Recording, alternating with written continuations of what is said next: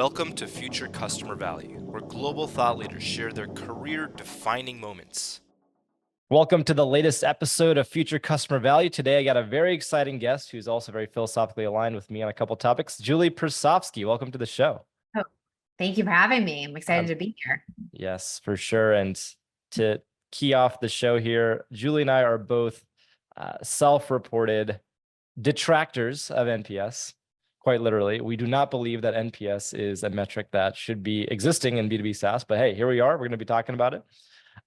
It's actually how we got connected. A friend of mine who's also on the show, MLO, introduced us way back in the day and sent me Julie's article about beyond NPS, how you should be actually measuring customer success. And I read it, I was like, my goodness, we got to talk. Fast forward a couple months and we're here. So Julie, pumped to have you on.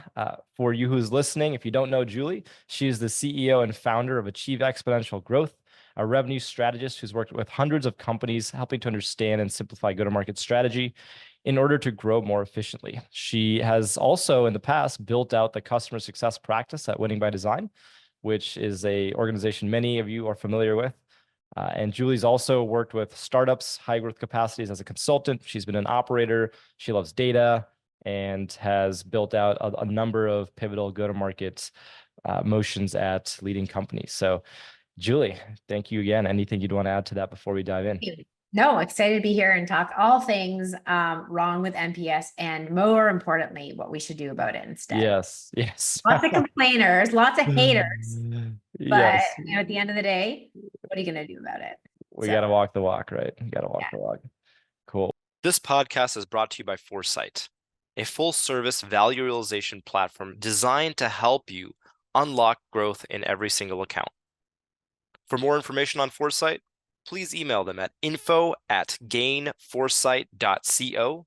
That is info@gainforesight.co.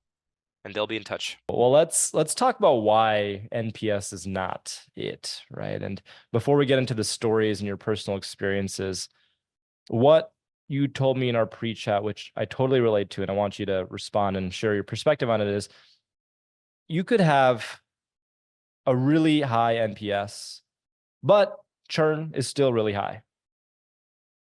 Absolutely. Why?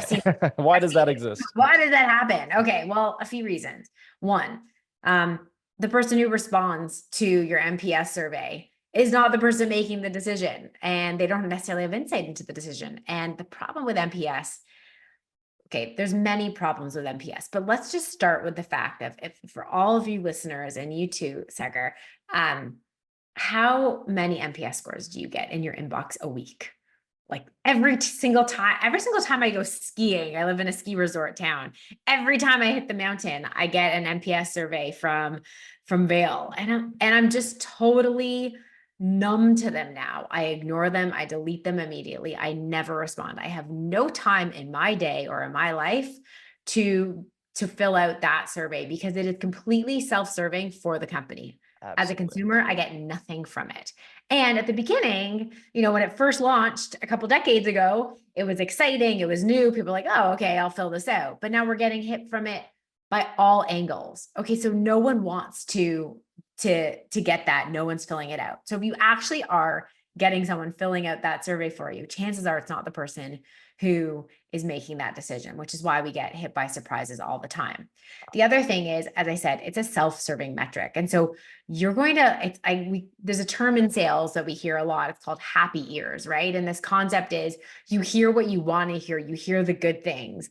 And so when I'm doing coaching on like a salesperson or like doing retention or expansion, they're like, oh, they said this and they said this. It's like, well, what did they actually say? What's their time frame? Do they have a critical event? And if they didn't, then guess what? You're listening to all the things you want to say. Well, that's the problem with Net Promoter also. You're listening to the positives. Then you see the negatives. Okay, well, there's two challenges with that as well. Have you actually, I just launched into my whole thing. I answered your question and kept going, telling you, yeah, okay. You asked me about NPS and I'm just... I'll give you my spiel right after this. I got But anyway, so, you get all these detractors who are pretty pissed off about something, right? Enough that they're going to take their time to say, you know what? I'm not happy with you. Well, there's a lot of companies who haven't really properly prepared for what they're going to do to reach out to those detractors. So instead of nurturing them and addressing it, and that takes a lot of time, right? I remember back in the day, when we launched NPS at Eloqua in 2000 and when was I there? 5, 4, something like that. We had to call every single one of our detractors. Lots of companies don't have the resources to do that anymore. And so if you're not doing that, then people took the time to fill out a form and then they're not even doing that. But the biggest problem are the people who don't respond. And we all know this. And what are you doing about that? And so that's the whole problem. You have this gap in the marketplace. You might get a great score of the people who did respond. I think if you're going to send out NPS, you should count every single person you sent it to who didn't respond as a detractor. And that's your real NPS score. Yes, for sure. It could And be crap. the silent, the silent majority or minority or whatever it is for a company. Silent but deadly. Yeah, silent but very deadly, because they are going to die in your revenue and they're just going to leave. Like, there's actual correlation and data that suggests and proves that. So totally agree. And I think the point you made about the ski town example is actually very relevant, because I get NPS for my jar of peanut butter, right? Like, how likely am I to recommend Jif to my friends? I love Jif. It's great. It's nice and smooth and creamy. I don't do that for my software You just company. did it. You know, like, why would I now use that same metric for a $100,000 software company that is a lot more complex, a lot more multidimensional? And I don't just recommend it because I had to go through my own implementation and onboarding of the software. What I'm using may not work for somebody else. So how can I recommend it to another one of my friends? And if I was really walking the walk, which is a point that you had made in a prior call, I would just recommend my friend, right? Why would I tell you I want to recommend a friend? I would just recommend my friend. And that's a much better signal than asking this random question. So that's, I think the co-opting of NPS from B2C into B2B and commoditizing it has been a huge problem. And for whatever reason, and this is the unfortunate reality, let's be real, boards are obsessed with it. And so boards start reporting at it at the board level and then say, hey, we got an NPS. We're like, what's our NPS? What's our NPS? Yeah, I've been in multiple companies where we were, Series A, we got acquired, went public. Throughout that whole journey, NPS was still a metric that we were reporting on across the board. And it's like, why is this the main metric? Yeah, because they have nothing else. And also, people haven't evolved. And I'm just going to go back to one thing you said, right? So we're in a new world in general. You said, okay, if you like a product that you use, you're just going to, you're going to talk about it, you're going to refer it. NPS, I think, is broken. We don't have to go totally there, but it's broken for B2C too, because we're now in a world when NPS was created, we didn't have social media. Think about it. None of it existed. I think LinkedIn was like just barely there, and like Facebook was for right? sure. Wow. And nothing else was there. But now we're in this world where if we like something, chances are you're going to like share it on YouTube or TikTok or Instagram or Facebook. You're going to share it in a way that you could never do before. And we're very into that for our like consumable, for our, consumer products, right? We're talking about them all the time and it's so easy. This morning, I recorded a video of something I do with my dog treats, right? Like in 30 seconds, I could record that and I can share it with my friends because I know that it drives value. So we're in a new world now. And so we talk about things. And why do people do that? Social proof, credibility, right? All those elements. And so that's a lesson that we can learn from B2B as well. It's not that you don't want to recommend to your friends because you're not sure if it's going to work. You do want to tell your friends. If you're using a tech that's awesome and has changed your life, and someone in a similar role could probably take advantage of it, you're going to refer them. You're going to recommend it to them. But I think the biggest thing that companies are missing out on is actually making that ask. And then you're doing two things. One, as an organization, you're moving your business forward. You're actually making that ask and saying, hey, we rely on word of mouth. We want your network to take advantage of this as well. And so you're actually moving things forward if you get those referrals. The second thing is you're actually solving for NPS by action, right? Will you refer us? Well, you're not asking, will you? You're asking for the referral. So you're doing your business a benefit and you're getting the same response. But the other thing is you're giving them the opportunity for building that credibility, building that social proof. And so now that's no longer a self-serving metric. I mean, it's still pretty self-serving and there's other ways around it as well.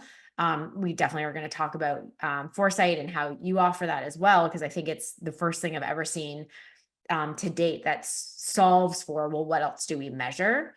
But I think one thing, if listeners are going to take away one thing from this entire chat, it's whenever you communicate with your customers, that touch point needs to give them value, needs to drive benefit to them. So if you're asking them to do things, it better be worth it, because you only have a few moments to grab their attention and make sure that they're engaged. 1000%. And a $15 Starbucks gift card to bribe someone for a survey, NPS survey, is not value. Let's be clear on that.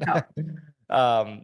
And it's the social listening. So that's a cue from B2C, which we need to apply to B2B too, because B2B is becoming more mature. It's becoming a little more commoditized, right? It will be. And the social listening that has existed for years since social media has been alive on the B2C world, we have that on B2B growing, right? We've got the G2s and the Capteras and the review sites. We've got folks that are in the conferences and events sharing. But there's also a lot of chatter inside organizations, which I think vendors are not privy to, because you're not in the room. You're not always inside hearing the voice of customer. And so by lending an ear to give the customer a microphone and talk about not the product, but their needs and the impact that the product's having, the results, the outcomes that the product's driving, and give them a way to talk about that and a way to respond to it, even if it's not good, if it's good, if it's great, whatever, but have that be the context through which they share their perspectives. That's going to be valuable for the customer, because they're going to be able to share internally on how they're feeling and, reflect on that, but then also share back with the company, who can quantify that into scoring and forecasts to drive better value for the customer and ultimately drive retention, expansion, all the good things, right? Best thing all the I ever acronyms. did. Yeah, the best thing I ever did in my role when I was at Influitive. So there I ran customer success and account management. And one of the things we actually, my account management team ended up outselling our sales team quite often. We raised our Series B based on our expansion metrics. And one of the things I did was I brought different divisions from different companies into a room together. And there was actually a rule. We were not allowed to talk about Influitive. We were not allowed to talk about the technology. We had to talk about the whole idea around customer advocacy. And that was it. And as a facilitator, because I had been in the customer advocacy space for so long, I could talk about strategies and way to engage your community and way to drive revenue from your advocates and use them as an extension of your sales force.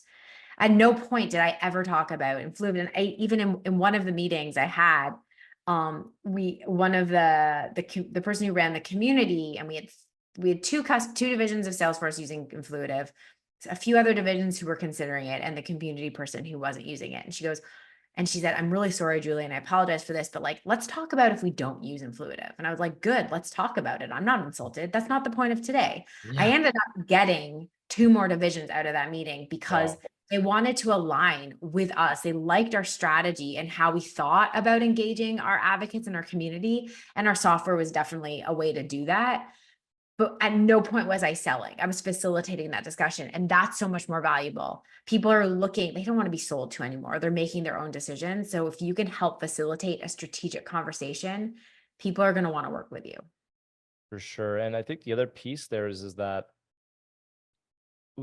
counterintuitively, your customers are your salespeople when they are given the microphone. And obviously, you have to do a lot of work to get them to the point of advocacy. But once they're there and you've got them at the right point, the right time, and you give them a microphone, they will sell for you way more effectively than your sales team will, because all of their peers, and that's happening in the social side, it's happening in B2C land, where so much of new revenue is driven for products and goods because of the social platforms and who's Social proof is the way people buy. And I think another piece here is that you need to know what to arm your advocates with to talk about, because again, this is not going down the black diamond or a single jar of Jif peanut butter. This is a multi-dimensional, complex, hundreds of use cases, integrations, platform or service platform that you can do a lot of things. And so you can't just say, "Hey, can you give us a testimonial about what you like about our solution?" No, here is a particular use case that drove an outcome that we heard you talk about. Can you share experiences on how you were able to achieve this outcome through the solution? And don't even mention the solution, just talk about your success story. And that for a targeted outcome or impact, that's what's going to be compelling enough for their peers to come and ask your team about how they can use your product or buy directly if it's PLG. So I think the advocacy piece is really critical. And it's kind of funny because we're coming full circle. Net Promoter Score. And for trying to create this advocacy score, we got to do that, but we got to make it multidimensional. And another issue that I have with NPS, it's one dimensional. It's a single question and it tells you the what. Okay, they're a detractor, they're a promoter, whatever, but why? Like, what do you do about it? NPS does not give you the why. It does not give you the how. And therefore, you can't do anything about it. If it's a low score, how do you increase that score? There's no way you know that. If it's a high score, what do you do about that? But when we measure the outcomes that the customer is achieving, the value that they're getting from your solution, or not, if they're not using Influitive, as you said, well, through that context, we can understand the why and actually do something about it. And so the alternative to NPS has to be multidimensional. It has to tell you the why, and it has to correlate to revenue and ultimately measure the outcomes and value that your customers are looking to achieve. And ultimately, if you're going to ask your customers to do something, we got to give them something in return. And as I said, it's not a $15 gift card. They don't care about that, right? If they're going to fill out a survey for your organization, for like a vendor that they're working with, they want to get something in return. So that could be advice. That could be, so if they're filling out information for you, what the response needs to be is something consultative. It needs to be something that's going to drive better impact that they're achieving from your product. For sure. And so tell us an example from your career, Julie, about what was that trade like for you when you offered value to a customer, something that they needed in a moment, and you were able to get, whether it was NPS or more, advocacy or something in return from them. What was an example of that?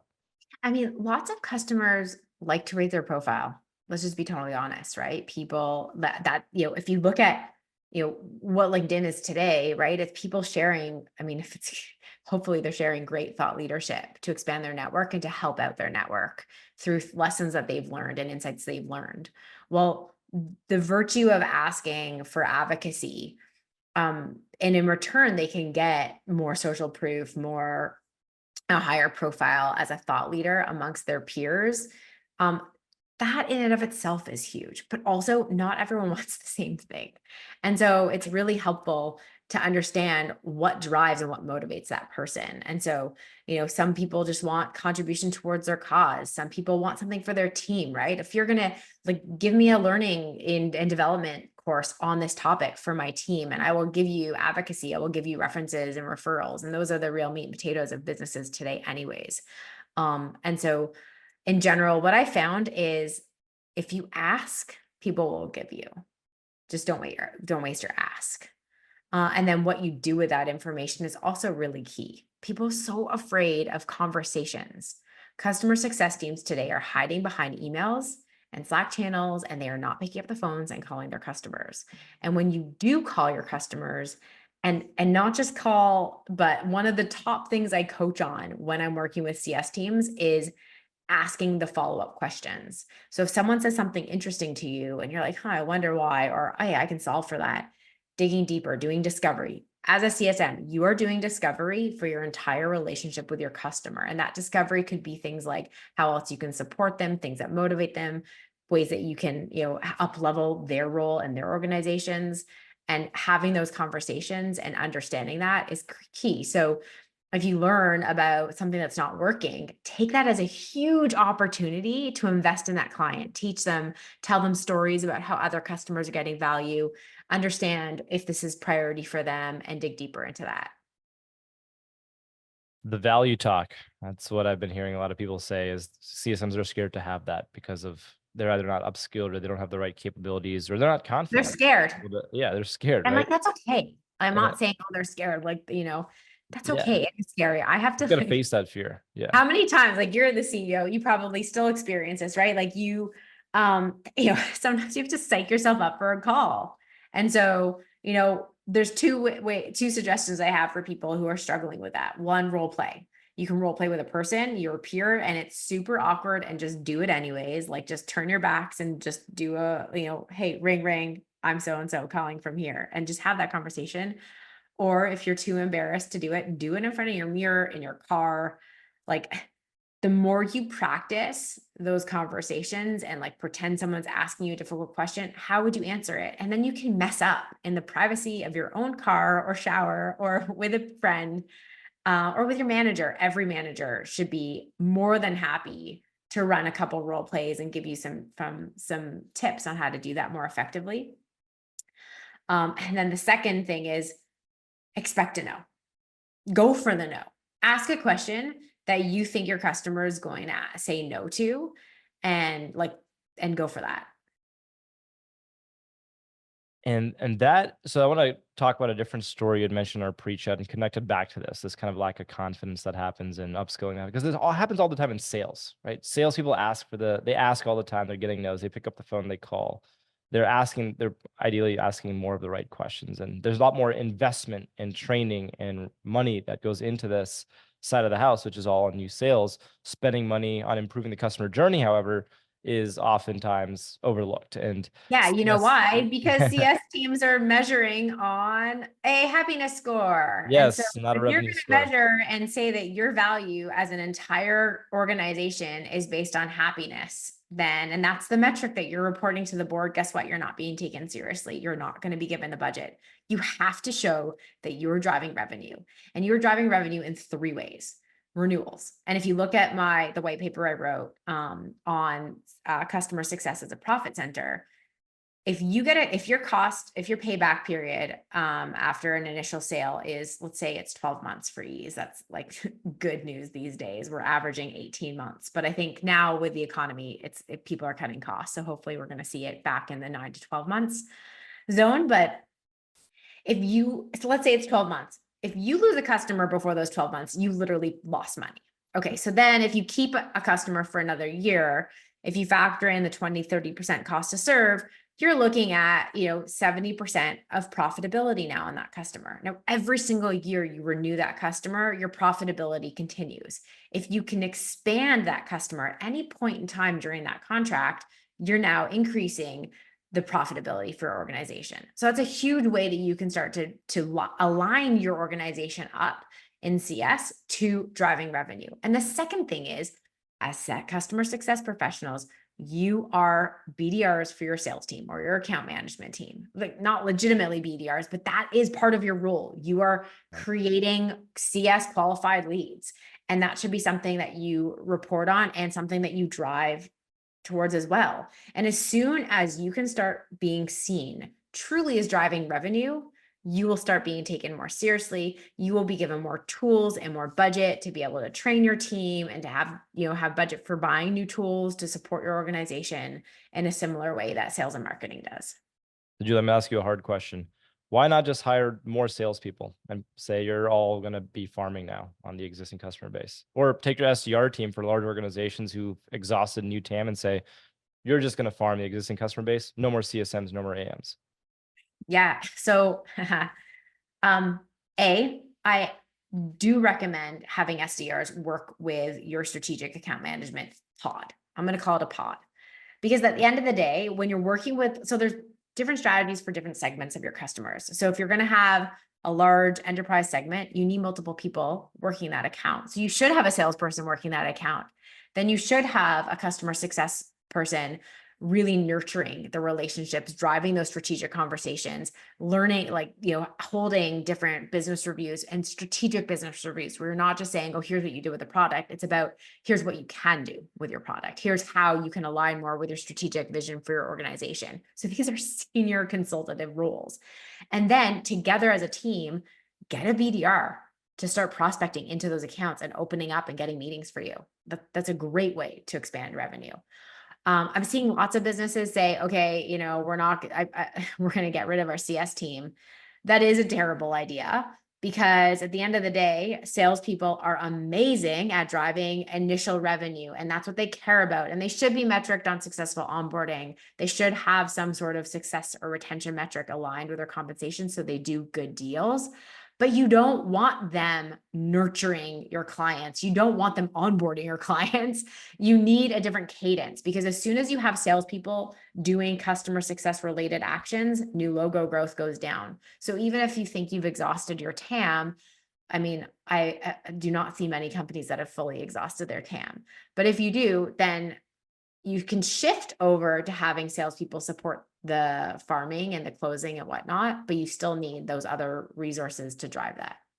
For sure. And something that I've been seeing, which I really think is powerful, is decoupling the sales from the change management side of the house And so for a lot of organizations that we're selling into and working with our enterprise, they're selling 100K, 6, 7 figure deals. There's a lot of change management involved. You have to go into their buyers and unlock process change and stakeholder responsibility and workflow change, and do a lot more deeper discovery into how do we start to embed our technology into existing workflows and map it all out together.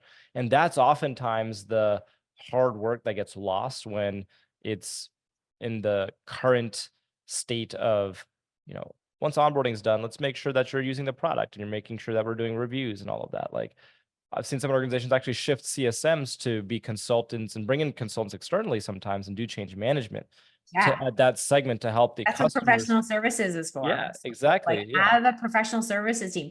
And my perspective on professional services, especially it depends where you are, but at the beginning should be net revenue neutral, right? Like, ideally you shouldn't lose money on it, but you shouldn't be looking to make money on your professional services team, because ultimately they're going to help make the software you're selling profitable.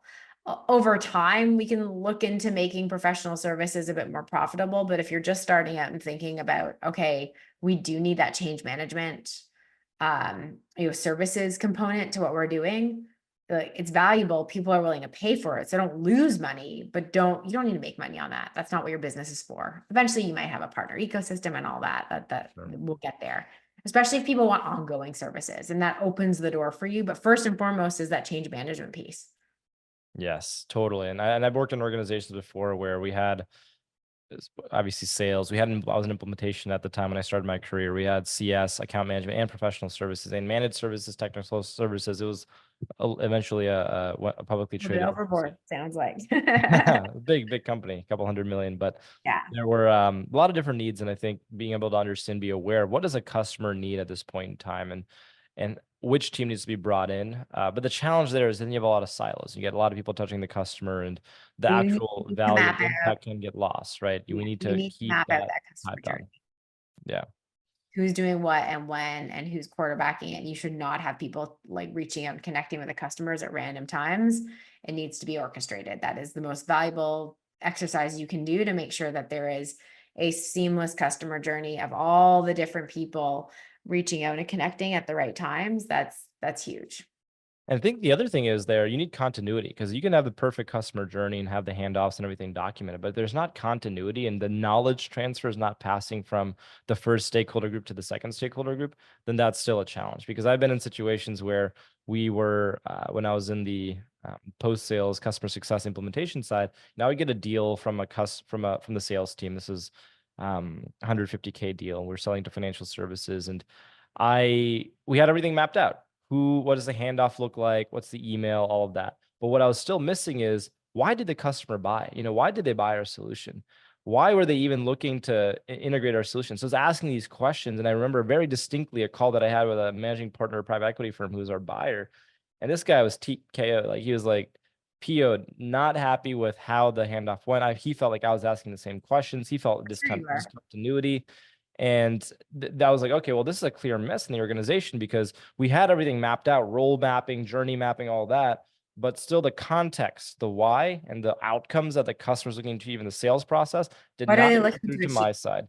And that also did not make it through to the ongoing customer success account management side, because I was in implementation at the time. So I was on to the next customer, right? I was incentivized on churning through my book and getting, from 15 projects to 10 projects. So I think we have to be totally dialed in on not just the journey piece, which is important, but also the context and the knowledge and the why that has to be embedded into the journey to make sure it is a true customer first experience. Yeah. And we're getting even more siloed with all these different tools. And I think it's great that we have more tools coming out to support customer success. At the same time, we're in tool overload. And the problem is, I just worked with a company where sales was putting all their notes into HubSpot, and they didn't actually have set fields. So that was a problem, where they didn't have mandatory fields. So we fixed that. We were like, okay, you have to understand what they're looking to achieve, what successful outcome looks like, what measurements of success are they using, amongst a few other things. But then at the handoff period, sales then had to fill out a separate form, because customer success was using, I think it was Turn Zero at the time. Well, so sales had to fill out a separate form with this information, and that would potentially go into HubSpot. I mean, not HubSpot, into Turn Zero. But at that point, sales is done. They did all their notes in HubSpot. And so I said, hey, stop making sales do an extra step because you're not getting the full story. Let's create at the top of the account record. This is getting really granular and technical, but I love when people can actually have a takeaway that they can use. Yeah. Let's put this in the account, like top of the account in HubSpot, all the information that you need in a sales to CF handoff. They need to be filling this out as a sales going on because they're getting insights anyways. And that's what you get. And so now CS is using HubSpot to manage the account because that's where all the information lies. And so like before you go out and invest in another tool, think about, is this creating more work for me? Do I have enough resources to get the right integrations up so that way I don't have to ask sales to do another step because guess what? They won't do it and then you won't get the information you need. Yeah. The other piece is then giving the microphone to your customer, right? And having them tell you through the sales process and through the post-sales process what they care about, what outcomes they're looking to achieve, and be able to measure that quantifiably. So I think that's where like AI is like could be really cool because like now we're recording everything, right? Everyone has some sort of recording tool and we've got hours and hours and hours of content, but like no one's listening to it. But it would be super cool if AI could pull out like, here's where the customer talked about the impact they're looking to achieve or, those elements of it and throw those little clips into your CRM. So that way it's like categorized and you can say, okay, here, listen to this 1.5 minute takeaway of your customer talking about why they bought or what they're looking to achieve. I love it. Could not agree more. And a lot of work to be done there. That is a big value add for folks. Awesome. Well, we're coming to close. Can't believe it went by so fast here, Julie. You got to have a part 2 pretty soon. But while we're transitioning to the final pieces here, I want to ask you a couple of rapid fire questions. So we have a rule here, which is you have a 3-word limit. The first thought that comes to your mind, 3 words. What is the answer to each of these questions? And we're going to go down the list. So kicking off, best metric of success for CS. Impact score. Anything you can measure that drives revenue. That was 6 words. We'll give it to you. All right. We've already answered this, but let's hear one more time. The worst You know metric it. of success for CS. The worst metric, NPS. Yes. What's the most underrated part of CS? Access to customer stories. Advocacy. Most overrated part of CS. CS tools. Current state of CS. Evolving. Future of CS. 3 words or less. Oh, yeah. Up level, strategic, account management, sales. Hyphen. Best CS book or podcast. I get asked this question a lot. I'm breaking your rule right now because I don't have 3 words because here's my issue. And I think I need to cover this. The problem with customer success as a whole is we're very insulated. And so we need to branch out and learn more about business. Okay, so that's my caveat. So stop reading customer success books. Start reading books like Good to Great, Radical Candor, Pitch Anything by Brene Brown to learn how to have conversations and understand the psychology of your customer. That's my recommendation. I like that take. It's a hot take and a good one. And what's the best community for leaders like yourself? I'm a little hit and miss on communities because I find that there's a lot out there and it's hard to get the right information. So Women in Revenue is good. Pavilion's good. I'll just stop there. All right. Okay. So I ask you quickly the future of CS, but if you could, and you got a couple more words here, I'll give you a minute. If you could make one prediction about where we're going as an industry, customer success, but also more broadly, the post-sales SaaS industry, where are we headed? I think we're going to get more alignment with sales. I think as customer success professionals, we need to accept the fact that we are also sales professionals and have more consolidation with sales for more efficiency and generally a focus and alignment on revenue. I took the words out of my mouth. I would say the same thing. And we The have words right out of my mouth. Come on, it's not a podcast unless we do a little. Little singing at the end.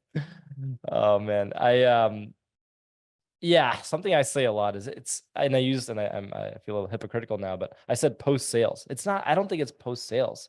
It's a continuation of sales. It's all sales, but it's how you engage how you engage the buyer changes, because now it's not about selling the dream. It's about selling the outcome, right? And showing that you can deliver. It's about realizing the results. impact and Yeah. growing from there, Yeah, right?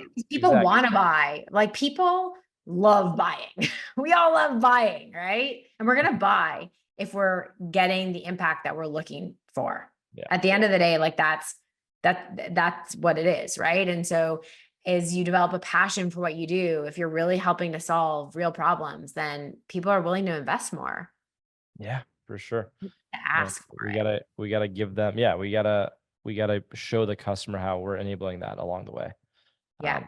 Awesome. Well, this has been incredible, Julie. Is there anything before we close out here that you'd like to plug with the audience?